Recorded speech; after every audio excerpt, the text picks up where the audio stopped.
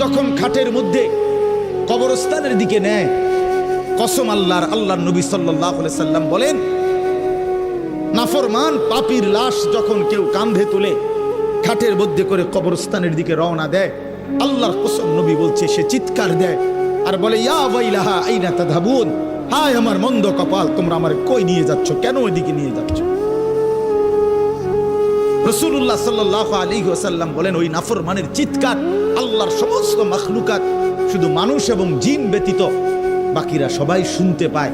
ওয়ালাউ সামিআল ইনসানু লাসাইকা, নবীজি বলেন মানুষ যদি একবার শুনতো, সাথে সাথে সমস্ত মানুষ চিৎকার দিয়ে বেহুশ হয়ে পড়ে যেত, বেহুশ হয়ে পড়ে থাকত। ওরে ভাইয়া, কবরের আযাব না, শুধু ওই খাটিয়াটা নিচ্ছে একমাত্র কবরস্থান, এই সময়ের চিৎকার। আমরা কিতাবে পড়ছি, যদি একবার জীবনে কোনো মহল্লার কোনো মানুষ কোন নাফরমানের লাশের চিৎকার একবার শুনতো, খোদার কসম, আল্লাহর কসম, তো মানুষ আর কারো জানাজা দিত না, কাউরে আর দাফন করতো না, কারো লাশ আর কাঁধে নিত না যদি চিৎকার মারে। কথা বুঝেন নাই?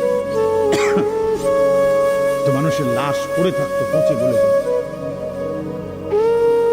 আল্লাহ তাআলা দয়া করছেন, দয়া করেছেন, আল্লাহ তাআলা দয়া করেছেন আমাদেরকে।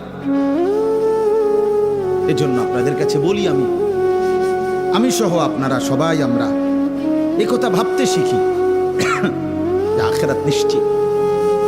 ছেলেরা আমার, ভাইয়া, কেন এই রং তামাশার এই জিন্দেগি? এক ওয়াক্ত নামাজ পড়তে চাও না, চুল থেকে নিয়ে পায়ের নখ পর্যন্ত